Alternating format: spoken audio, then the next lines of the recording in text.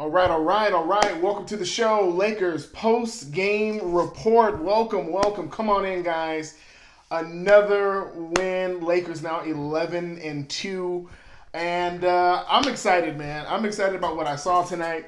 Tonight was one of those good games. Had some weird moments. Had some weird stats that we're going to get into tonight. But for the most part, tonight was a good night. A good night, man. It's a really good night. Really good night. And above all, I think we should just start off tonight by just saying that the potential of what tonight's game could have been could have really been the opposite of the result that we had today. A lot of teams have the propensity to fall to lower their playing level down to their competition. And of course, if you saw the Atlanta Hawks play against the Clippers, they got absolutely manhandled by the Clippers. And so a lot of people were saying that tonight was going to be one of those games where they were going to bounce back and they were going to be angry about that loss and they were going to play with heart, and that if the Lakers weren't careful, this could end up being a trap game. But as we saw tonight, it obviously was not a trap game for us tonight. The Lakers responded well tonight, and I couldn't be more excited about what I saw. Of course, LeBron James, I think, is the headline of tonight. The man scored 33 points. He was a plus 30 in the plus minus tonight. 7 rebounds, and he also had a steal and a block. And here's what's crazy. He went 13 of 21. If you've been watching LeBron, he has some nights where he does score a lot, but his shot percentages seem to be a little bit up and down. And he only took, listen guys, he scores 33 points and only took one free throw on an and one. That is bananas. And this is the LeBron that we've been waiting on. This is the LeBron that we have been asking people, or that people were expecting when he got to LA. And to be honest, it's okay. I'm glad he's doing what he's doing now. I'm glad he's giving his all up front, because I think part of this is part of his conditioning. If you guys watch the game towards the end, I know some of us kind of turned it off because it was a blowout. But towards the end of the game, he was kind of still in there in the fourth quarter, and it was almost like, hey, Vogel, like, take that dude out. But it felt like a part of it was just him just getting his legs back and feeling the joy of the game again. And it was a leisurely game, really, towards the end. And you saw him taking threes and doing no-look jump passes to Kuzma for alley-oops. And it felt fun. It almost felt like a preseason game. And of course, the Atlanta Hawks, who have some great talent, they're young talent, but they're far away from being a championship contender. But still, all in all, the Lakers did not play down to their competition. They responded well to the competition. It was a fun night in LA tonight, man. A good night in LA. It was good to see Kobe with his daughter out there, man, Mini Mamba. And it looked like Kobe was enjoying the game. And it's different for us Laker fans who've watched Kobe over his 20 years. You know, we've been used to the scowl, and even when he's just kind of in leisurely mode, he's not normally jovial and laughing. But tonight, you can see it all over the place. He was clapping and giving ovations and dapping up LeBron, and it felt like for the first time in like the last 6 or 7 years, it felt like everything was the way it should be. The only thing that we're really missing right now is a good championship run and, of course, a parade. But like right now, I feel like we've finally reached a place where we can be happy. Where we can literally be happy, guys. I mean, it's deserved. I'll say that it's deserved. A couple of things that we want to notice tonight. Rondo had a good game tonight. He played 24 minutes and had 15 points. But one thing that they kept talking about in the broadcast, and I also noticed as well, is that when Rondo is in the game, he tends to dribble the ball deep into the shot clock. And of course, tonight it didn't really seem to hinder us too much. But against tougher teams, of course, like the Clippers or even like the Nuggets, when you dribble out the clock that far, you better have a good offensive plan or a reason why you're doing it. But it almost feels like Rondo is almost holding back the fluidity sometimes. But listen, hats off to him tonight, man. Hats off to him. 15 points, and this is hard to say, but he was a plus 12. He was a plus 12, man. Tonight was a good night, but also a weird night. So you had Rondo, who was scoring 15. Of course, Kyle Kuzma had a great night, but Contavious Caldwell-Pope backed up his last game and had 13 points tonight. He was a plus 12. He was 0 of 2 from the three-point line, but he shot from the mid-range pretty well tonight. And, of course, up at the hoop. He had a breakaway and had a dunk and things like that. So I think the thing that we all want to talk about tonight, though, is Anthony Davis. And we've noticed in the past couple games something something doesn't seem right. Okay, we're if we go harken back to the 40-20 game, and we all of us were on social media saying this is why you trade the young people. This is why you get rid of the young pieces, because that 40-20 is exactly the kind of guy that we know he can be when he's locked in. But the last few games, it has been extremely weird. This game, he did score 14 points. He wasn't very good. He was 5 of 14. Once again, he's having issues. He shot 2 threes tonight, but that wasn't really the part that bothered me. I'm fine with him shooting threes and not making it. But his mid-range was just not it. And the biggest telling stat tonight, that was the biggest issue to me, was the fact that he had 1 rebound. He had 1 rebound, and that rebound came in the second half of the fourth quarter. Or the third. I think it was either third or fourth quarter. That's crazy. What he did have, though, was 5 blocks. It was a block party tonight, people. It was 5 blocks from Davis. It was a block from LeBron. It was 2 blocks for JaVale McGee. 2 blocks for Danny Green, and of course Howard came in with his normal 2 or 3 blocks. But let's also give it up for Danny Green. I don't think anybody expected him to climb the ladder tonight and hit that putback dunk. That was insane. Danny Green, he kind of came out of his shell tonight. He had 11 points. He was a plus 11, and here's the key. He was 3 of 6 from 3-point. That's what we need from Danny Green. If you can shoot 40 to 50%, man, we're good. We're good. If we can trust that at least half of your 3-pointers are going to go in, it's going to make a difference to the flow of the game, the rhythm of the game, and of course the trust of the point guards, who obviously was LeBron for the most part tonight. So it was insane tonight, and it was good. But we are concerned about Anthony, and I don't know if it's the rib injury. I don't know if it's his shoulder, and it's weird because you would think those things would prohibit him from being able to block. But these last 2 games, his scoring hasn't been great, but his defense has been amazing. So it's almost like he's not being able to put it together, or it's almost as if there's something that is plaguing his body, and he just refuses to acknowledge it. But I think I would rather have Anthony Davis acknowledge that, hey, you know what? I'm not fully healthy, and I'm going to take a minute. This seems like, to me, he needs to do exactly what they're doing with Avery Bradley at some point, and saying, we would rather have you sit for a week or 2, make sure your body is right so we can get you into the flow. Because one thing this offense is not going to reach, it's not going to reach its full potential if Anthony Davis is playing like he's been playing the last couple of games. We can win games, but of course we're in a great stretch right now. We're playing sub 500 teams. So this is not a good barometer. This is not a good measuring stick of how we're going to be. We need Anthony Davis to be utilizing these games to really reach his full potential. It would have been great to see him, of course, with the 5 blocks, but it would be good to see him north of 20.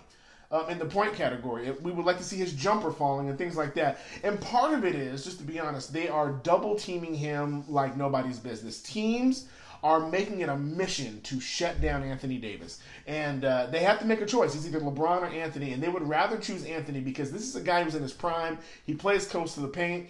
And if they can shut down Anthony, they'll figure out LeBron later. Of course, they didn't figure him out tonight. He had 33 points. But there is something that is going on with Anthony Davis that he needs to make some adjustments. And we're getting into the season now. Like, we're getting kind of, it's still early, but we're still getting into the point of the season where we should be seeing some progress in the fluidity of things and how things are going. Of course, he's great with the alley-oops. He had a couple tonight. But the issue is that when we need him to be able to play when LeBron is not on the court, and be able to hold down the offense, and not just hold it down, but be the superstar, the top 5 player that we know that he is. We need him to be able to activate that consistently. And tonight just was not one of those nights. Another telling part, he had 4 turnovers. He had almost as many turnovers as he had blocks. Now that's not good. That's not good. Normally that would be good if he wasn't blocking shots, but tonight he had 5 blocks and had 4 turnovers. So, and another thing is he didn't have any offensive rebounds. Again, we need him battling in the paint. And something is telling me the fact that he's not battling for offensive rebounds in the paint, to me, is telling that something is wrong, and he doesn't want to get hit in his ribs, or he doesn't want to re-injure that shoulder. And so we really need him to get better. All right, here we go. Let's get down to these questions, guys. I want to hear from y'all. Live XP1, we need to feed AD more, but good win, yes. Back in first. Back in first, of course, yes. We do need to feed AD more, but I'm telling you, there's something that has to be internally happening that is causing the team to collectively know, like we're giving AD like a moment, like a pass. Because nobody's talking about it, but it's clear. It's clear in his demeanor.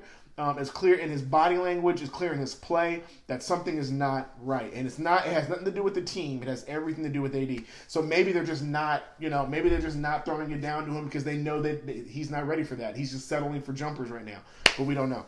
SCHMUFC. I'm not sure what it means, but he said, "What do you make of Kobe showing up?" Listen, man. Kobe has said it before. He doesn't get a chance to come to a lot of games because he spent 20 years sacrificing family time to win us championships.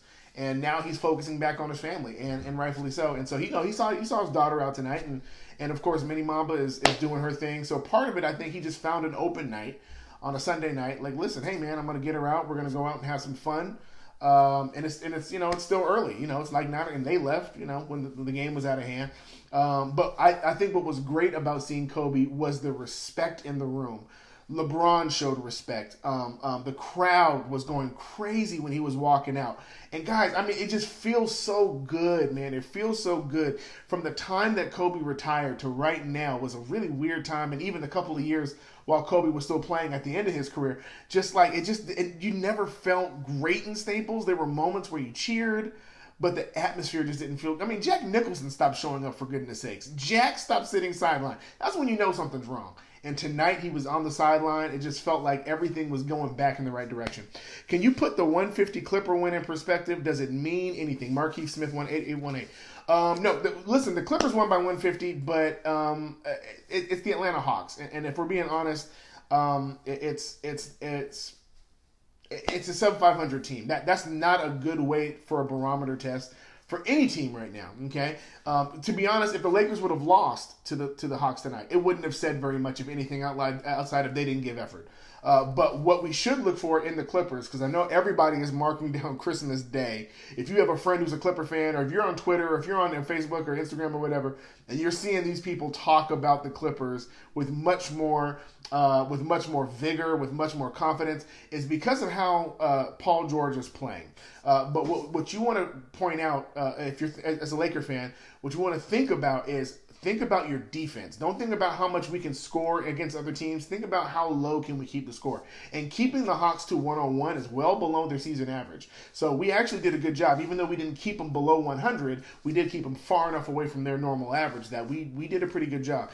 And that's the idea. The Hawks and the Clippers, that wasn't a good game to show anything. And whatever they did for their confidence is great. But when we see them again, it's going to be a match against some dynamic scorers in Kawhi and Paul George, and of course in our defense. Because we had a block party tonight. And I don't know what team is going to find a way to get away from these long arms that we have. If it's not LeBron, if it's not AD, if it's not JaVale, if it's not Dwight, I mean, I just don't know where you're going to find your spot. And I'm looking forward to that. T-Loke, for reals, Dwight can't be ignored. He cannot be ignored. Dwight played 24 minutes tonight. Once again, for all of the people wondering, like, hey, how come JaVale is starting over Dwight? It's not about who starts, guys. It really isn't. For some people it is, but for them it's not. What really matters is who is finishing the games. And who finishes the games is much more important. And Dwight played 24 minutes tonight. JaVale played 15 minutes tonight, and he was a starter. So that you kind of see how that goes. But Dwight did well. He really didn't shoot anything tonight, but he had 9 rebounds. So where Anthony Davis only had 1, Dwight had 9, and of course he had 3 blocks. But what was good for Dwight is he had 2 offensive rebounds. And this is what I'm talking about, man. That offensive glass is where our length really needs to make the difference. Is that it's not so much in shooting, but the reason why we need to have those bigs in there outside of defense is we need them to clean up those boards, man. Clean up the boards. And I'm glad to see that Dwight did his thing tonight. Tony Zavala 67. AD struggled today. Last game, AD has not reached his potential. And this is what it reminds me of. It reminds me of LeBron after he came back from his groin injury. Like, LeBron was still scoring, LeBron was still facilitating, but you could visually see he was not 100%. Because what you knew is what we're seeing now is what we knew he could be. And after that groin injury, LeBron just never had a chance. And so once he had that summer to really get himself together, you're seeing the results now. And so what I'm really hoping is that Anthony Davis has a stretch where they can give him time to just sit. And right now, if LeBron is playing the way he's playing, I would go ahead and I would let Anthony Davis sit the back right now and let him just heal up because he's not having a good time. Al's Acoustic, hello, Devon. Salute, my man. What's going on? AD posting up. Real Kobe Levine. Yeah, yeah. AD had a nightmare today. SCH MUFC. Yeah, he. Once again, I can't say it enough. I don't think it's a play issue. I think it's a body and a durability issue right now. And part of his mentality is he has been so injury prone over the years that I think there's a part of him fighting that stigma. I know people have mentioned that, but it feels like he's trying to fight the stigma of being injury prone. But the truth is, even if you're on the court and playing, if you're averaging for a season 24 points, but these last couple games are giving us like 15 and 14 and 17, it lets us know that something's not right. And Bergman, hello. He's not here, Asakusa. Maybe he is. I don't know. Tadashi Frank, 80 did mediocre and we still blew him out. Once again, I love that we blew him out, but we should let the celebration last about as long as tonight because it just wasn't. It's not a good team. I would have loved to have blown out like the Spurs this way. I would have loved to have blown out like Phoenix like this way, but it just wasn't a good telling of anything, man. The only person who didn't score tonight was Jared Dudley, and he played 3 minutes. Like that's how like lopsided the game was. It was just one of those like, okay, we can get excited, but it was a good game, but it was a very weird game. Okay. Here we go. Live XP. We need to get AD more involved. Once again, I think there's a collective decision that they're only feeding him so much. He played 28 minutes tonight, but I mean, man, he shot 14 times, only made it 5. He went to the free throw line a few times, but something's not right. Turnovers and the whole nine. He was a +6 in the plus minus, but in a game like this, there's only 2 people who were, or 3 people. Quinn Cook, who doesn't really count because he played 5 minutes. Jared Dudley was -2 because he only played 3 minutes. And then Troy Daniels was a -5. Troy Daniels has not been good. He had that one good game. He's had a couple of good shots here and there, but he went 1 of 5 from the field and 0 of 4 from 3-point line. Once again, this is the guy that told us he feels like he's the best shooter on the team. Part of that may be rhythm because he doesn't get a lot of minutes, but tonight he got 16 minutes and he just could not capitalize. He had 2 rebounds. That was great. He had an offensive rebound, but he also had 3 fouls. He had 3 fouls. Outside of Dwight Howard, there was nobody who had more fouls than him. And that's not good. And the reason why we're paying attention to this is because the trade deadline is coming up. And we want to be thinking about the potential of who could be leaving the team. Only because some people just aren't fitting. Do I think Troy Daniels is a great player? I believe so. Do I think he's a great shooter? I think so. But for whatever reason, it's not fitting in this system as well as it should. And so it's very possible when you look at this roster, if I were to look down at this roster, the one expendable piece that I see right now, it would be Troy Daniels. Tadashi Frank, AD was great on D. He sure was. He was amazing on D. Laker Metropolis, do you think that AD's injury still lingers? I know it's still lingering. I know it is. They talked about it today. That he can play through it, but he feels it. He still feels it in his ribs. He still feels in his shoulder. He's still feeling it. And kudos to him for playing. I appreciate him pushing past the pain. And when you see a Kobe Bryant sitting on the sideline, a multiple champion, multiple MVP, you've seen him in Olympic rings, and you saw him literally give his body up. I don't mean mentally, a part of you has to go like, man, like, I just got to tough it through. But it's okay if your body is fragile. He's a big. He's not a guard. He may dribble like a guard. He may have played point guard when he was in high school. But he is a big. He's a big that can literally play the 5 easily, but chooses to play the 4 because this is where he's most effective. And his body is just not going to be as tough as other players because he has a lot more impact. He does a lot more things. And so we're asking him to do a lot, but we really want him to do a lot healthy. So I'm really, really hoping that there's going to be a report this week before the OKC game that there's going to be some discussion about what his minutes will look like going forward. Rondo 3 is getting better, is always in and out. From what we heard during preseason and even during the camp was that Frank Vogel kept talking about how great Rondo's 3 was looking. And like I said, he's hit a couple threes since he's been back. But the truth is, Teams are going to take a chance and leave him open until he shows consistency with the three. Tonight he was 2 of 3, so that was really good. But the scouting report is going to have to show more. So if he starts doing consecutive games where he's showing himself as a threat from the 3-point line, you're probably going to start seeing that, more teams start to respect him. But right now, there's just not enough respect on the court. But with that being said, I mean, he was solid tonight, man. Outside of LeBron James and Danny Green, I mean, it was just, there wasn't really a lot of great 3-point shooting. Kuzma, Green, Rondo, and James. Those were our 3-point shooters tonight. Caruso hit 1 out of 2, but Caruso's always going to hit at least 1. But he's not going to take a high volume. So I like seeing Rondo doing that. He played 24 minutes. He played great tonight. He had 15 points. Some of it was like literally he got thrown a lob and completely missed the lob, and then came back down, went back up, and rebounded to put it back in, got an and one. It was a fluke. That's not going to happen normally. Okay. Normally, what we would see against a good team is he would go for the lob, lose it, and then it would be a fast break the other way. So he has to show that he can really show himself as an offensive threat. Oh wow, that's Russian, and I don't know how to. Nadir 25. I feel like AD's shoulder's still not 100%. That's why AD having off nights, can't find his rhythm. I think he can find his rhythm. I think it just hurts, to be honest. And you're right. His shoulder is not 100%. Vancouver Gent, the GOAT. Of course, you're talking about Kobe Bryant. AD is hurt pretty bad. I don't know if he's hurt bad. I think it's just enough to bother his shot. I think it's enough to bother his aggressiveness. Obviously, he's still shooting because he shot 14 times tonight. He's still going to the paint because he still got to the free throw line. And like I said, he still put up 14 points, but it's not the AD that we know. And when you have lingering issues like this, one of the worst things you can do is learn how to be functionally dysfunctional, if that makes sense. So I don't know if anybody else has ever had pain, or maybe you've I don't know. Some people have had swelling in their knees. I don't know if you're an old person like myself. And what you do is you learn how to manage it, and you just kind of go through life. Well, the issue is that swelling is telling you that there's something wrong. And if you learn how to manage it, over time you'll think the swelling is normal. So for AD, what I don't want him to do is I don't want him to keep playing, and then the lingering pain just becomes his normality. Because then what's going to happen is that he's going to start to adjust his game to compensate for the pain. And then by the time he does get healthy, he's got to relearn that all over again.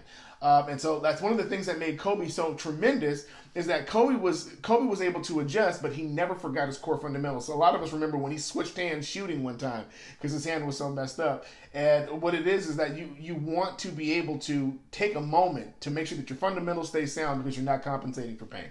And also, if you start to compensate too much, you'll end up making an injury somewhere else because you're overcompensating in other areas to avoid hurting that part. And so he really needs to get some time in. Okay, he really needs to get some time in and get some rehabilitation and get some therapy and really settle his body down.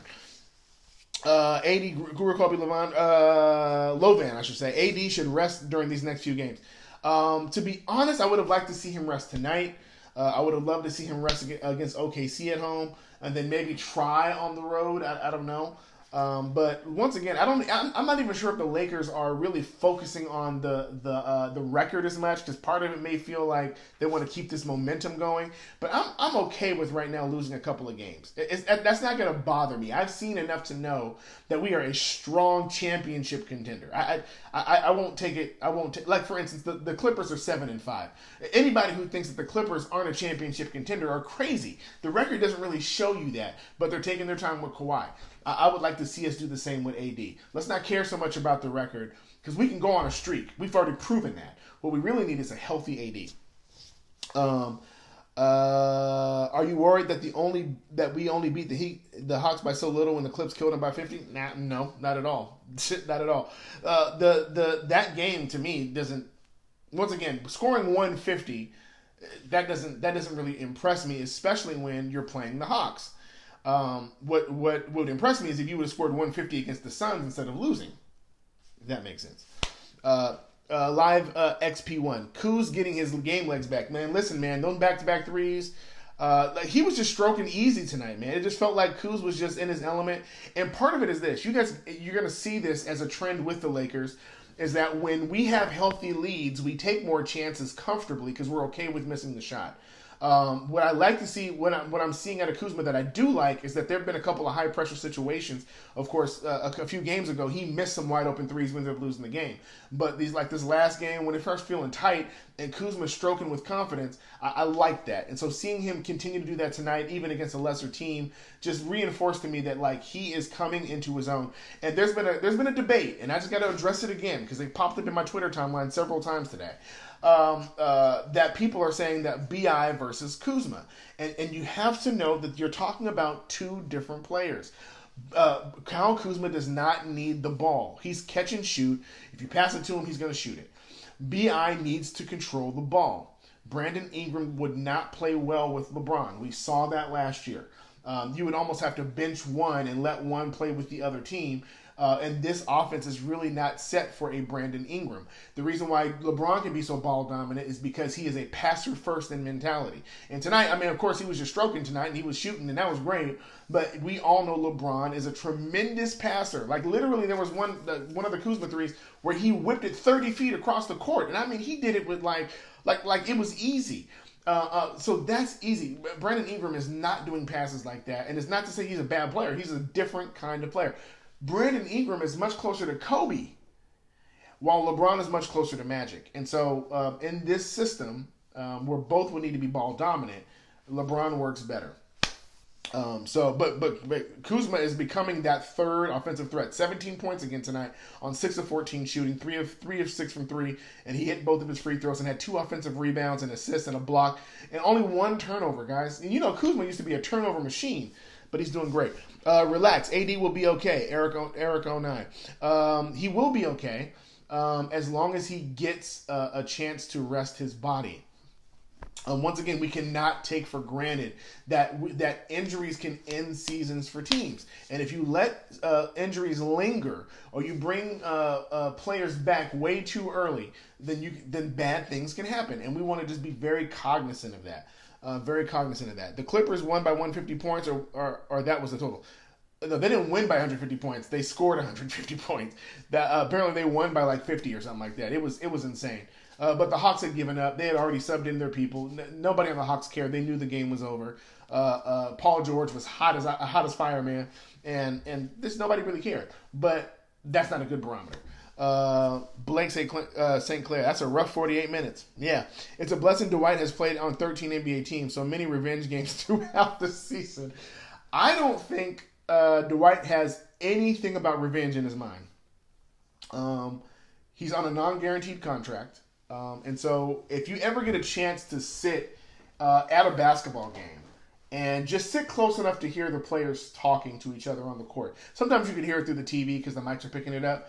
But the amount of trash they talk about, personal issues, contracts, how bad they did the last game. This is stuff they just start yelling out. If we all remember when Paul Pierce was getting ready to do his retirement and Draymond was yelling from the free throw line. Talking about Paul Pierce and nobody loves him. They don't love you like Kobe and yada, yada, yada.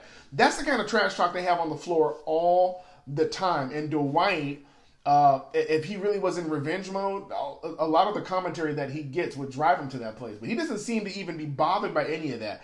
It seems like he's really locked in on his position. And I think he knows this is probably his one big chance at a championship. I have no doubt in my mind that the Lakers would bring Dwight Howard back next year, based upon his play right now. But this right here, this season, this squad, the way things are going, this is the championship window that he has. And he's been to the finals before, but he has not been to the finals with a championship player like LeBron.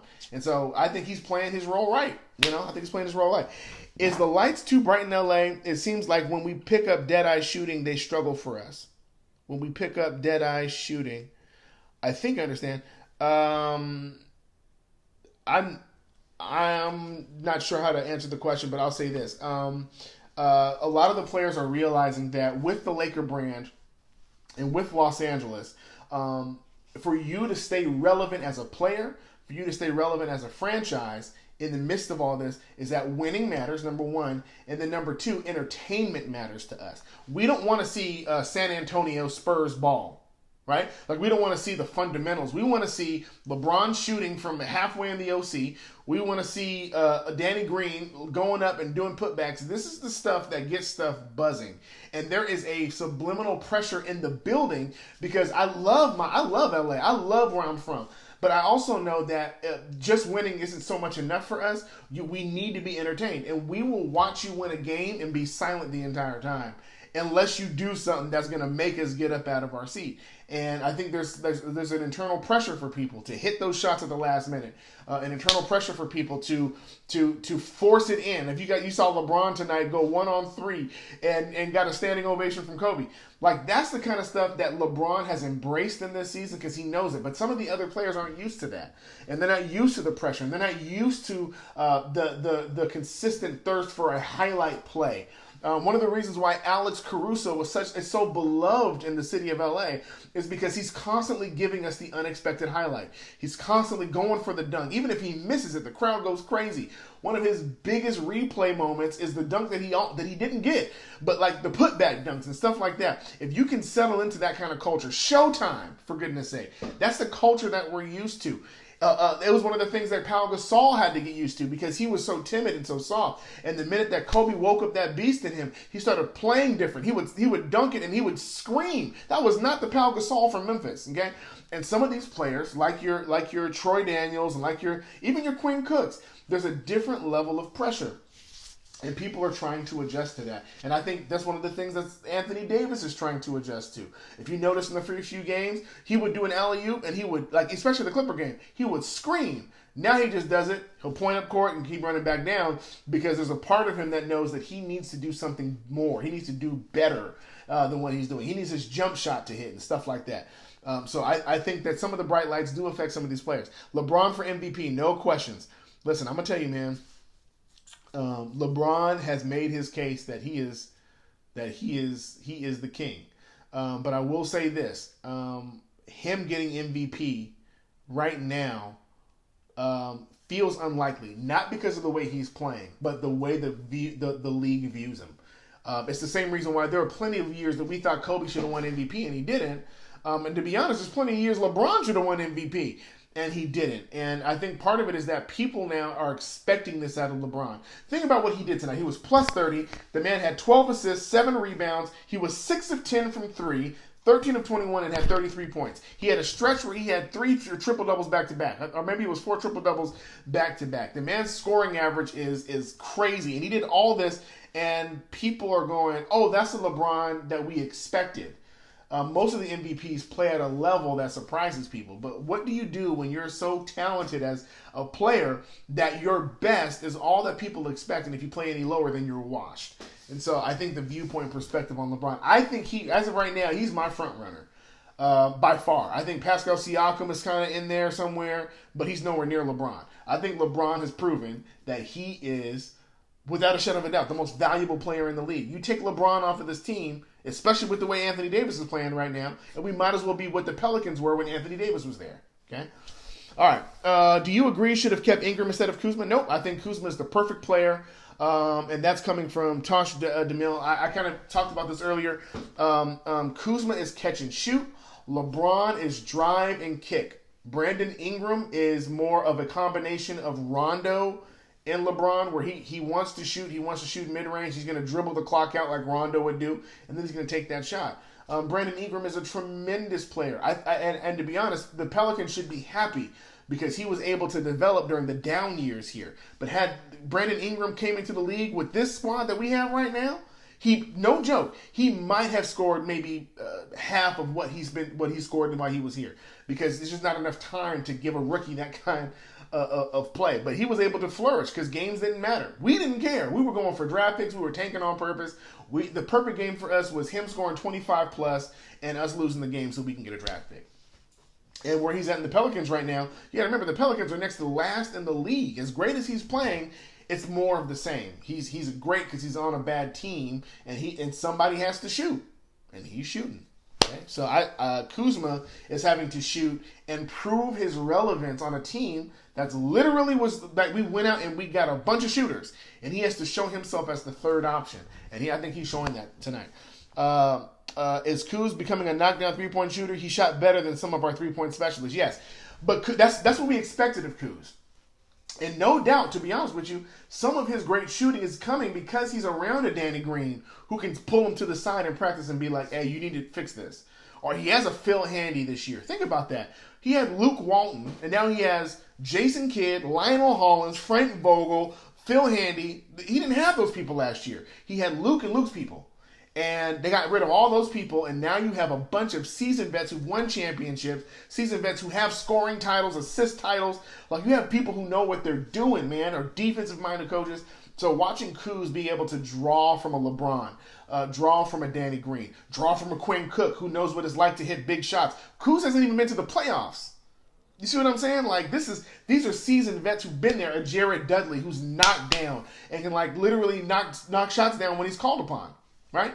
That's what you want. That's what you're seeing from Kuz. And while he's becoming a knockdown 3-point shooter, while he's being better than some of the specialists, no doubt he's drawing some of that wisdom and some of his play from them.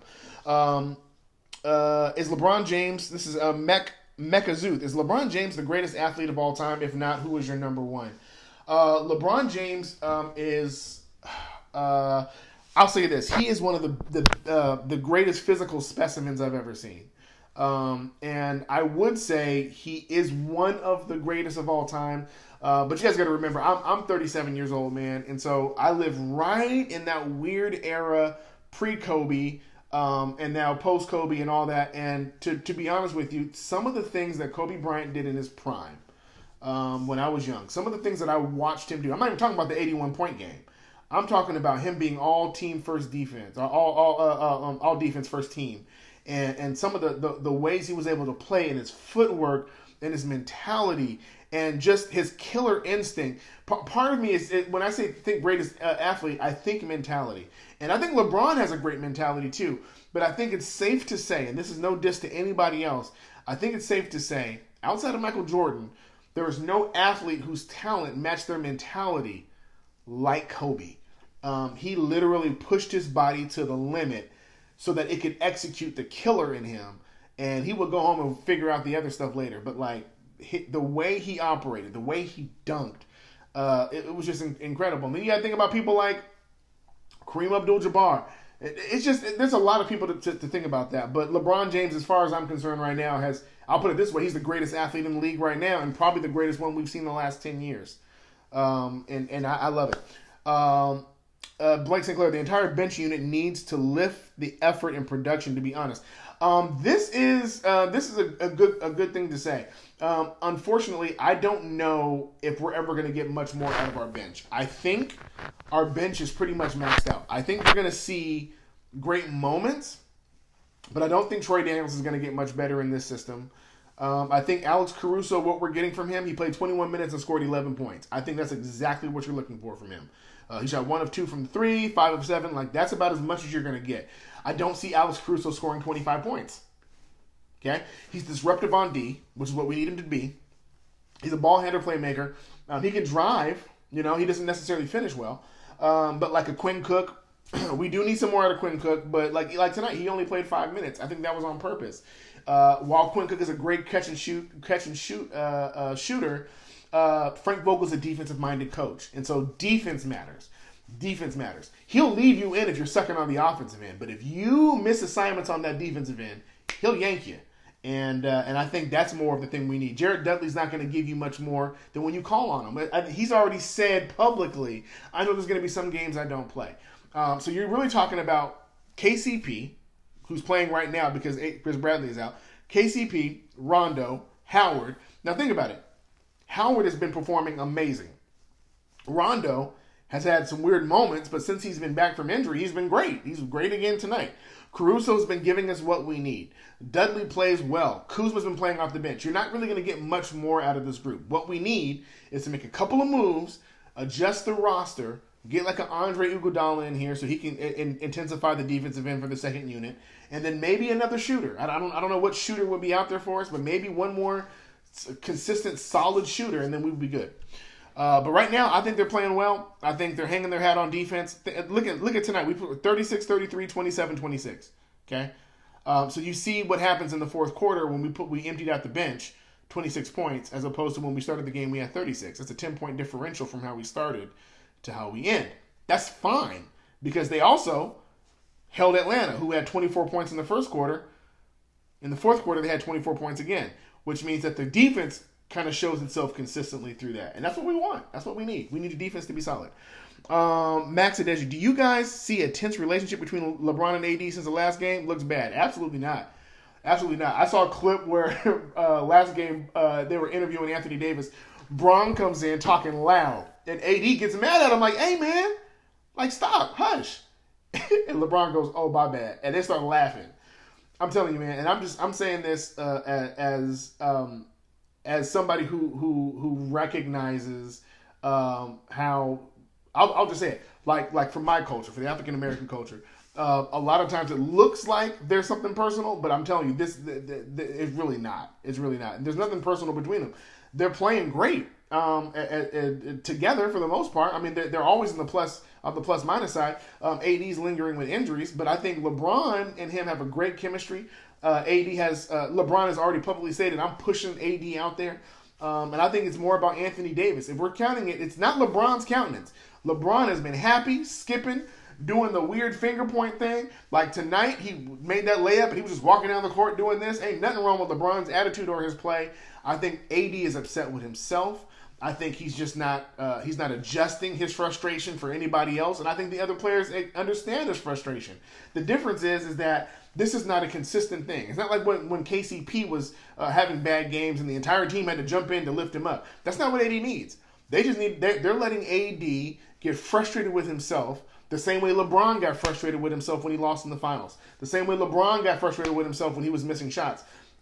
This is what superstars need. They need the moment to be frustrated. And I think LeBron knows that. I think he knows that he needs that. That to me is looking like they're going to be just fine. Marcus Smith 818. What can we look forward to with this OKC back-to-back? OKC is an interesting team. Chris Paul is finally back in a position where he is he's a clear-cut leader. And they've had some good games. They're still not a good overall team, but they've had some good games. And if we're not careful, they can have some good games against us. I think we'll have no problem playing here. I think turning around immediately and going to Oklahoma City, who's still a very proud city, who still love the Thunder, and still feel like they have something to prove with the absence of Russell Westbrook and really all the other MVPs with Durant and Harden leaving. There's still a certain pride that they have, and they're rallying around that team. And as you've heard John Ireland say and Michael Thompson say, that is one of the loudest buildings you could possibly be in is in Oklahoma City. And so I think that's going to be more of a test for us is can we turn it around back to back. If we lose one of those games, it's not really bothering me. I think it's just one of those ones where it's like, you can have that one. But I don't think it's gonna give us too much. What you want to look for is, are we going to rest Anthony Davis on any one of those games, either the home game or the away game?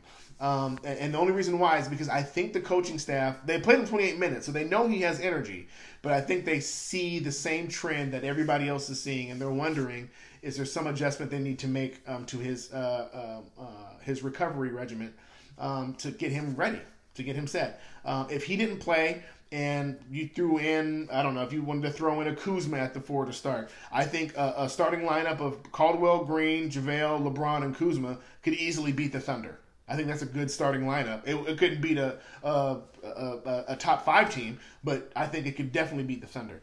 So I'm waiting to see how they're going to operate in that. Once again, this is one of the easier stretches. It only gets harder on the other end, and so if you're going to rest them, this is the time to do it. Again, 11-0 when KCP scores. This is so weird, man. This is one of the weirdest trends. Is that when KCP scores, we're undefeated, and he scores.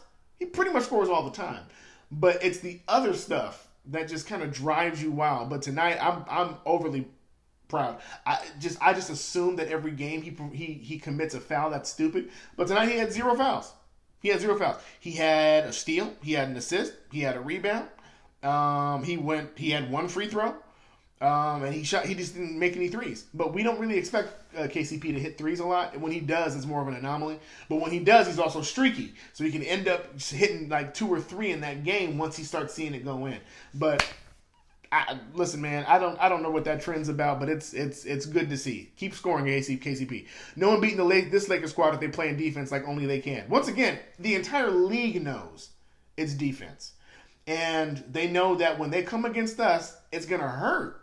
And Frank Vogel said that during preseason. We want the teams to know that when they come against the Lakers, they're gonna get hit in the mouth, and people getting hit in the mouth. Whether we lose the game or not, you're gonna get hit in the mouth. Even when we lost that Clipper game, the Clippers found out how serious we were, and I think it's going to be even greater on this next game because the next game is going to be like Laker crowd, like Laker crowd. It was a little bit 50-50 on that Clippers game, but it's going to be almost 100% Lakers in that building, and they're going to feel it. They're going to feel it. Keeping Kuz is so smart. Hold on, real quick, I missed something. The Dodger dude. Yeah, I just read his live XP. I do wish we had better ball movement. Once again, Frank Vogel has spent so much time on the defensive side. He did say early in the season that they're just now starting to release offensive sets. There was I don't know if anybody watches Backstage Lakers, but Frank ran an entire session with the defense, and then he turned it over to Jason Kidd to run some offensive sets. So it almost feels like he's trusting the people who are actually knowledgeable with that, which would be a Jason Kidd on some of these offensive sets. And then once again, you have LeBron, who is so intelligent basketball-wise. His basketball IQ that right now we're thriving because he knows how to make the right play, but we don't have necessarily set plays. It's more of either Rondo or LeBron or sometimes Caruso driving to the half court. We don't push the pace. We drive. We come down to the half court, and then we literally let the guards kind of point out what's supposed to happen or wait for something to happen. Normally an alley-oop or there's a back cut. You'll notice we do the same cuts over and over again. The last game, LeBron literally ran the same 3 plays back-to-back for Caruso. And 2 of them, it was the same exact layup. And the third one, he ended up just kicking it over to him in the corner. So it just seems like LeBron's kind of facilitating. But once we get a good system in place where people know what to do, even if LeBron doesn't call it, I think you're going to see that point total go up. Dodger 2, keeping Goose was so smart. Salute, my man. I'm glad you said that. Max Adeji, 1, the chemistry between LeBron and AD is not like it was. Looks very tense right now. Has to be fixed. Guys, it's not LeBron and AD tense. It's AD internally tense, guys. Once again, AD is frustrated with himself. AD going 5 of 14 is not LeBron's fault. Okay? That's not nothing to do with their relationship. I think Anthony Davis is hurt. And I think if you track it back, the main issue was when LeBron and AD were playing great, and then AD stuffed his shoulder, stuffed that dunk and hurt his shoulder, and the chemistry was still kind of cool, but AD couldn't do as much. And then AD gets hit in the ribs, and now it's the ribs and the shoulder. I think he's just frustrated. I think he's frustrated that his jumper's not hitting. I think he's frustrated that he can't get up and down the court as fast as he wants to. They pointed out several times in this last broadcast about his conditioning and how but it's hard. How can you condition when every time you're moving and stretching it hurts? So that's why, once again, I think you're going to see a completely different Anthony Davis once he's healthy. Good for BI, but I'm so happy Kuz stayed and not him. BI wants to be LBJ himself. They overlap. Yeah, I mean, listen, Brandon Ingram has supreme confidence, and he believes he's one of the top players in the league. And to be honest, his stats show it. He's a tremendous scorer. His arms are so long, his jump shot is so weird that when he pulls it back this far, you got to remember his arm length goes almost behind his ears. So when he throws it up, there's not much you can do outside of fouling him to block the shot. So he's going to get that mid-range off. It's not going to be enough to win a championship, and it's not enough to call him a superstar. It's enough to call him consistent. Blake Sinclair, Dwight has never played with a championship player. Is that a shot at Hito Turkoglu? Okay, I just want to just throw this out here. Hito was tremendous, but nobody. He was a tremendous shooter, like a Peja Stojakovic or like a Steve Kerr. Great shooters. Not a LeBron, bro. Not a LeBron. Not an AD. Dwight has not. Even with Hito on the court, Dwight was still considered the best player on that team. So that's what I'm saying. Like Dwight in his prime is nowhere near who LeBron is in his prime. Or right now, he's not even an AD in his prime. Like Dwight is getting off against in the second unit, but Dwight's his jumping ability is gone. There was a play where he got fouled on the way to dunk it, and he literally he got fouled, and he got stuffed at the rim. And Charles Barkley and Kenny Smith both said in the broadcast, they said They said Superman would have hit that. Superman would have got that. But his bounce is gone, guys. He's been in the league for so long. But, he just never had a chance. Like, back in his heyday, like Dwight was that dude. But he was not a LeBron at all. He was not a LeBron. Master Maximus 11. Hey, ask who I am. Who are you, Master Maximus 11? I don't know why I'm asking you that. Marquis Smith, speaking about bright lights, it looks like KCP has exercised his demons, much better game flow. I'm expecting KCP to go up and down during the season. I think he's been great these past couple of games. And what I love, guys, listen, outside of the court, pay attention to the chemistry of this team. If you saw the Showtime Laker Instagram, then we put together a collage of all the positive comments his team was saying about KCP. From LeBron to Dwight to, the way they galvanize around each other, and there's not like finger pointing and none of that stuff, man. This is a functional locker room, and this is the way it should feel, right? And this is, I know it sounds crazy, but like, I love the little going back and forth with Kuzma and Lonzo and stuff like that. But you ain't gonna see none of these players making mixtapes about each other's and somebody's dad who was. You ain't gonna see that, playing or not. You're going to see guys who have one focused mind for a championship. And these dudes are galvanizing together to make sure that if you have a bad game, it don't matter. We got you, right? And you better believe they're having conversations with Anthony Davis. They're probably not making it public because he don't want it public. But I guarantee you they're in that locker room going, hey, you got this. You got it. We got you. If you need to sit, we got you, right? I guarantee you they're having these conversations, man. And so pay attention to the chemistry of the team. Don't worry about LeBron and AD. They good. I promise you they good. I promise you they're good. This is not like people were worried about Westbrook and Harden. Westbrook and Harden are good. What you need to worry about when you see stuff like Chris Paul and Harden, like what you saw with Chris Paul and Harden, like that, you can't fix that, right? But LeBron and AD are fine. They're good. Mario Enigma, exactly. Showtime, Blake St. Clair. Kuzma is catch and shoot and shoot and shoot and shoot. Listen, there's not a shot that Kuzma don't like, man, and that's what you want. You want a headstrong. He knows his role. He also has the ability to cut and drive so that LeBron can give him either an alley-oop like he did tonight or give him a cut to the basket. Kuzma knows how to play with LeBron, and he proved that last year. Tan Marino 13. What's up, man? I know AD is awesome, and we've seen on the defensive end in big ways, but I'm yet to see this unstoppable offensive force we've seen in the past. Thoughts? Yes, it's his jumper. This is the one big thing with AD. It's just his jumper. The 40 and 20 game, majority of his points came from the free throw line. I think we all recognize that. The man went to the free throw line like a record amount of times. But when his jumper is falling, which it normally does, this is just one of those anomalies that we can't really explain right now.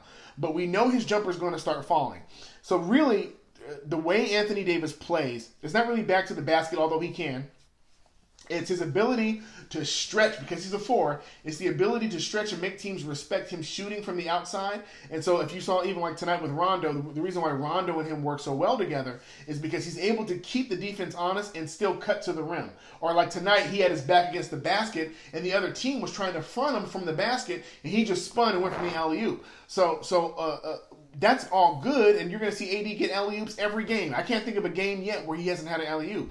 What we're looking for is that jumper to fall, and he's desperately trying to find it, but I don't think it's going to happen while he's injured. I think it hurts when he goes up for it. I think he settles for it too late in the clock. I think sometimes he does it because there's no other option as opposed to doing it in the rhythm of the offensive set. And so I'm expecting as the offensive sets get in place with the team, you're going to start seeing AD get more pick and pop plays where maybe he gets like the hammer screen that Danny Green got. You're going to see more of that where teammates are fronting on screen so that when he does get the pass, he's able to just go up with it and have no problem. D-Fanatic, people need to get through their head. We didn't have a choice. Ingram was going in the trade. Yeah, I mean, listen, I appreciate it. And we're going to talk about Ingram and Ball and Hart because it's still fresh for us, guys. I mean, we're 12 games in, 13 games in. And it's weird for us because during those down years, we clung to the young talent. So we have a special connection to the to the Ingrams and to the Harts and to the Lonzos. But by playoffs, we're going to forget all about them. I never knew AD was this talented defensively. He completely erases teams. Yeah. This is what people were trying to say. It wasn't just that he was offensive threat. It's that he was a defensive threat. And he was able to do both. In New Orleans, it was hard to see. But listen, he is still an offensive weapon. He has a dribble like a point guard. And he can literally get to the rim, and when his jumper is falling, it's incredible. We're just waiting for him that to happen. Live XP, what moves do you see us making for this championship run? AI aside, outside of Andre Iguodala, I don't know, because part of this is going to be a trade of contracts, not necessarily a dance of the lemons, but it's going to be more about who fits where better.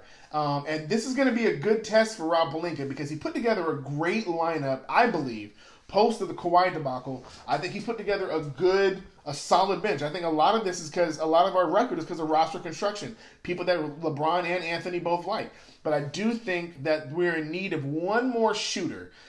Kuzma is showing himself as a third shooter. I know Danny Green is going to be consistent the closer we get to the playoffs, but we need just that one more dude off the bench. Not a Lou Williams, but we just need like that one more, that guy who's able to play like a 3-and-D. It would be great to have I'm not saying him now, but like a Trevor Ariza during that championship run. We need like something like that, like a Trevor who can come in 3-and-D. We don't need like another Shannon Brown who has like a lot of highlight dunks. We need somebody who's able to play D, hit big shots, and I don't know who that is, and I don't know what team is going to give that up. But be on the lookout because we don't need a Jamal Crawford, right? Jamal Crawford can score, and everybody's like, why is he on the team? Because teams need defense. One of the biggest reasons we didn't pick up Melo, in my opinion, is because I'm sure he's a tremendous shooter, but we don't need to outscore the teams. We need to keep them from scoring. There's only two ways you can do it. You can score until you outscore them, which is what we were trying to do the last couple of years with Luke Walton, or you can play defense so that they don't score. Okay, so I don't. Just to answer your question, I don't know. Blank St. Clair, Kuzma is maybe too hot and cold to be considered a dependable shooter. This is what we're waiting on. He's found his legs. He's back from injury. Can he keep this going to All-Star break? If he can keep this kind of going to All-Star break, I'm not looking for 17 and I'm not looking for 25. I'm looking for like 15 to 20. The 17 range. 15, 16, 17, like right in that range. If you can give us that consistently, that's all that matters to me. If you can hit the threes when LeBron kicks you the ball, then we're good. Clint126, do you think Dwight should get post-ups at any point during the season? Dwight took a couple opportunities last game on the post-up. He got in there, just made up his mind. I'm going in. And he didn't score. But it's still good because teams will. This is what's crazy. Teams are still going to attack to double team him because he's too freaking strong. He lost a lot of weight, but that dude is strong. That is a grown man, and so when he gets in the paint, even if he doesn't make it, him at least trying to go for it is going to make teams respect, and I think that's going to be good. Are you worried about AD only lineups about the AD only lineups inability to sustain leads? Rondo should play with him more. That's from ABDZ24. I don't know. I'm not worried about it. I just don't think AD's at his full capacity right now. So I'm not holding anything in an AD only lineup as gospel truth right now. I'm not holding it as cemented or foundational. I'm looking at it as something that we're trying to figure out while he's hurt. D-Fanatic, no Jackson. Okay. Marquise Smith 818. Mamba. Yeah, man. Marquise Smith. How would it look for Kuzma to mirror LBJ for the second squad to facilitate? Kuzma's not a facilitator. He can, but he's not a facilitator. Like even tonight, he had one assist. It's not. He's a shoot first player. And the last thing you need is a shooter to second guess whether he should pass or not. If all Kuzma knows is by the time the ball gets to me, it's going up. Either I'm going and I'm driving, and maybe if I drive, I'll kick it. But he's not gonna. He can't. He doesn't have it in him.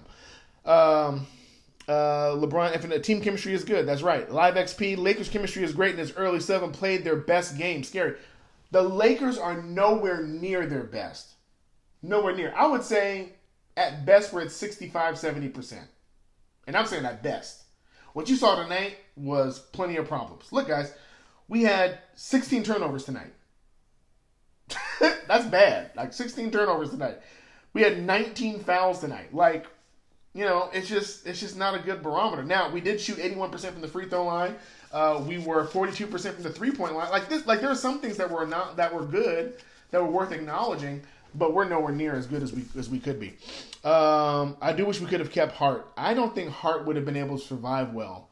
Hart hasn't been that great from the 3 this season, which is what we really would need from him as in regards to him not only playing D, but also this is a long team. And so the roster construction was meant for length, which is why Quinn Cook, doesn't get a lot of run. Caruso gets run, even though he's not tall, because he disrupts passing lanes, which is something that Hart could do. But I just don't think it's not really his DNA. He's more of an on-ball defender that harasses you more than I'm going to disrupt the passing lane. Lonzo is much more of a passing lane kind of defender. That Lonzo would have fit better than Hart if you had to choose between the two. We need one wing defender, Morris or Iggy. Yeah, Iggy. To me, Iggy knows what it means to win a championship. He knows how to lock down primary defenders. He would be, without a shadow of a doubt, 110%. If we get Iggy, his number one assignment is going to be the Kawhis, the Paul George, like whoever is the offensive threat that night. Like tonight, if it was Trae Young, Iggy would have been on Trae Young. And we bring him in, like let's say like that guy gets hot, we'd be like, all right, Iggy, that's you. And Iggy's job is to make his life miserable. That's what you need. Morris might be in the buyout marker soon. We'll see. I don't know. It's really hard to tell who's going to get rid of who right now. The season's too early. Joe Johnson would be nice. I don't think Joe Johnson would be nice at all. I'm going to be honest, guys. Marquise. And the reason why is because he's a great shooter. But once again, defense first. What you should be thinking to yourself is, what defenders can shoot well? Don't think what shooters can defend well. Think what defenders can shoot well. And it's a matter of difference, because if I'm looking for a shooter, that's our primary. But the reason why Iggy is going to be great for us is because he can't hit clutch shots, but he can defend. Give us 10, 15 minutes a night, waste some fouls on them, make their life miserable. Boom. Hit a couple threes when we need you to, but that's it. Okay? I would love Terrence Ross. Ooh, that would seem like that could work. I don't know his defensive stats. I can't remember, but I do remember him being a tremendous offensive threat. Here's the last question here. I believe that we should focus on defending and slow it down for less turnovers. Bridget. I'm not sure which one was Bridget. But yeah, we have one of the slowest paces in the league. So, we force teams like a Phoenix, who had one of the higher paces in the league. We force them to slow down because we're going to take our time. The issue that we're having with going so slow, especially with Rondo dribbling the ball, Caruso will get across half court and instantly pass it off, and they'll start running and trying to set screens, and you'll see the ball moving a lot. But Rondo will just dribble until the clock gets low and then pass it, and it's too late to be trying to do something with that. And so I would love us to keep the pace slow, but at least know what we're going to run, as opposed to just dribble. If LeBron gets the ball, the reason why they have to respect him is because he can make a pass in the last 5 seconds that nobody else on the court saw, but he sees it, and they can get a shot off because they're wide open. That is not Rondo's skill set. Rondo is wanting the other players to think like him, have the intellect like him, and most of them don't. Okay, guys, listen, I'm about to tap out because this is it. We've been going for about an hour now.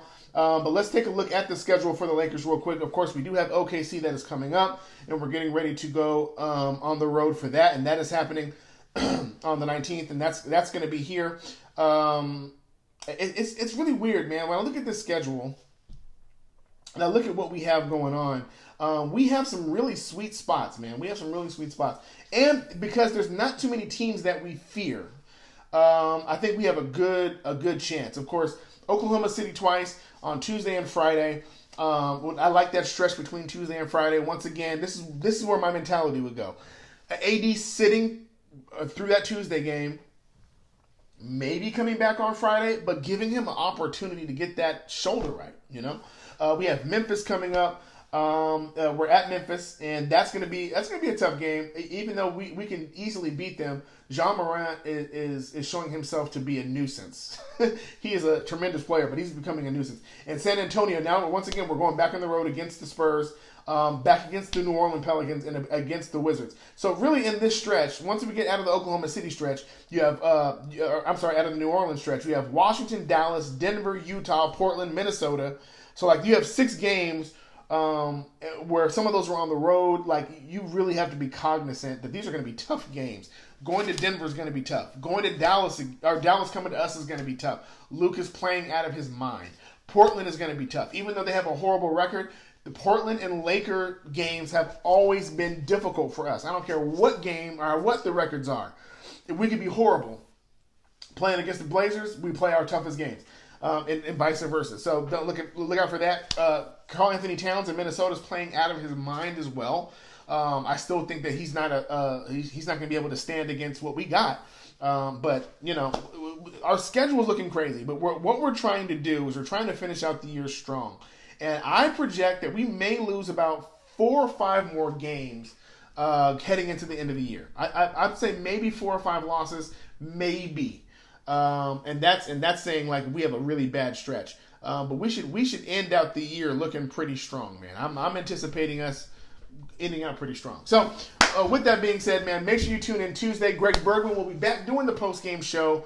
I'm so grateful for you guys. Forum fam, you're amazing. Thank you for following us on Twitter, on Instagram. Of course, you can watch this and listen to us on Anchor from the podcast. If you want to hear the playback of this, of course, it'll also be uploaded to YouTube as soon as this is over. We are grateful for you guys. Cannot wait. And listen, we want to hear from you. If you have questions throughout the week, throw them our way. Throw them to @Showtime Forum. Of course, you can hit me at my Twitter right here sitting in front of you at Devon J. Son, or you can hit Greg or any one of the Forum fam. We want to hear your questions, man. We want to know what content you guys want to hear, and I'm trying to find a way to get us all in a room, man, so that we can do a big live stream post game with the whole squad. I got to figure that out. Y'all talk to Greg and see how we can make that happen. But until then, guys, another Laker win, sitting in first place again. This is the team that we've been looking for, and we ain't even done getting better yet, man. I'll see y'all later, and it's good to see y'all. Showtime.